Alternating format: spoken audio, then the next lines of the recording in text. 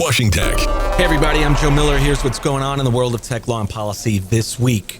So the White House confirmed earlier this afternoon that it had shot down another object floating 40,000 feet above Alaska this time.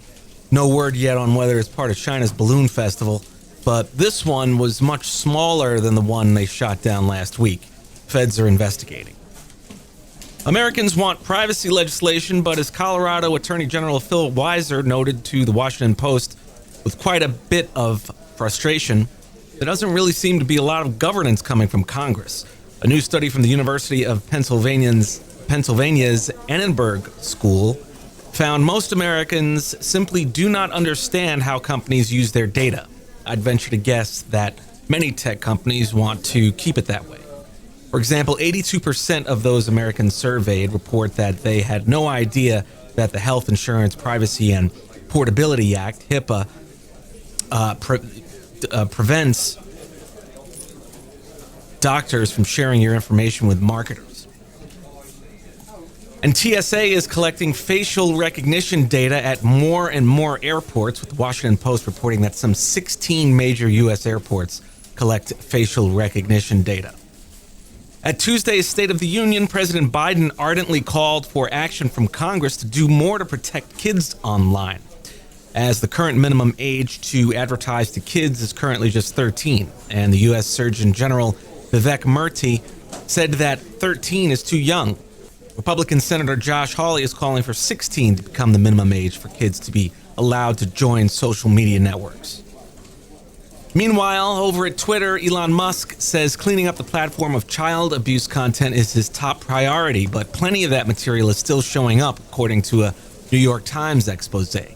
This coincides with these repulsive individuals who were once banned now being reinstated, and the Center for Digital Hate released a report saying these accounts spreading vile hate speech make millions for the company, for Twitter. And major brands' advertisements are still showing up next to hate speech, with Fiverr, NFL, Amazon, and Apple TV among them. The University of Exeter reports an 8-fold increase in misogynistic, dehumanizing content posted by incels on Twitter.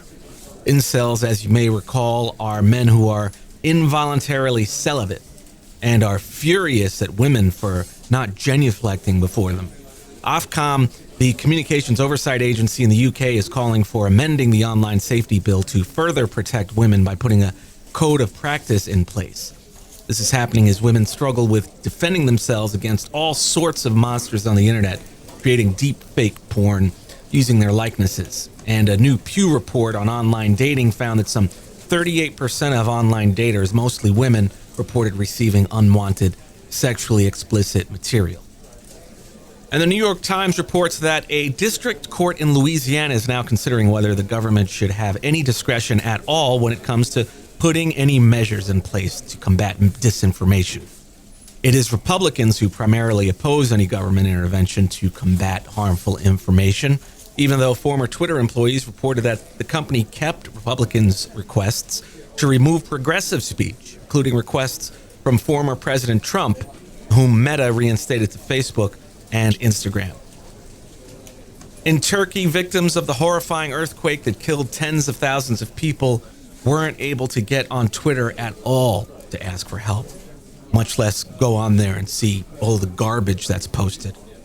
That's because the Turkish government has a long history of blocking access to Twitter for political reasons.